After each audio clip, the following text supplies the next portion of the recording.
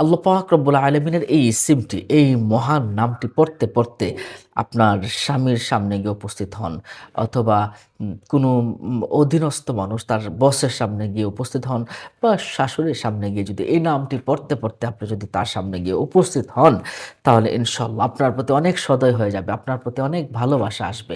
হ্যাঁ, এটা একটা গুরুত্বপূর্ণ পরীক্ষিত আমল। আল্লাহ পাক রব্বুল আলামিনের নামের আমলের কি পাওয়ার, কি ফজিলত যারা আমল করেছে তারাই পেয়েছে। আল্লাহ পাক নিজেই বলেছেন ওয়ালিল্লাহিল আসমাউল হুসনা ফাদউহু বিহা।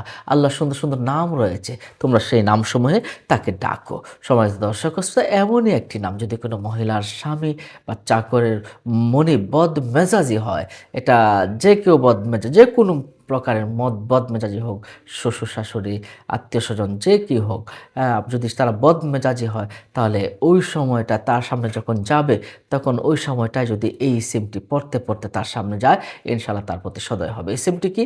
ইসিমটি হলো ইয়া ওয়ালিয়্যু, ইয়া ওয়ালিয়্যু, ইয়া ওয়ালিয়্যু অর্থ হলো হে পরম বন্ধু বা সাহায্যকারী।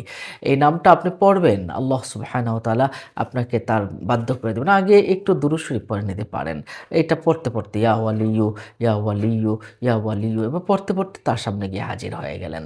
আর যদি এই নামটা ইয়া ওয়ালিয়্যু দিবারাতে অধিকাংশ সময় যদি পড়েন, সবাই আপনাকে ভালোবাসবে, স্নেহ বা শ্রদ্ধা করবে। যারাদের ভালোবাসা নেই, স্নেহ নেই, শ্রদ্ধা কেউ করে না, তারা এই নামের আমলটা করতে পারেন। ইয়া ওয়ালিয়্যু, ইয়া ওয়ালিয়্যু, ইয়া ওয়ালিয়্যু।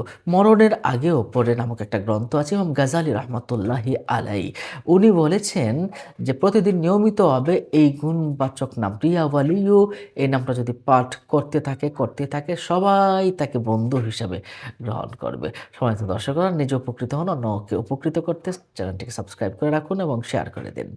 ভালো থাকুন। পরবর্তী ভিডিও পেতে আমাদের চ্যানেলের সাথেই থাকুন। আসসালামু আলাইকুম।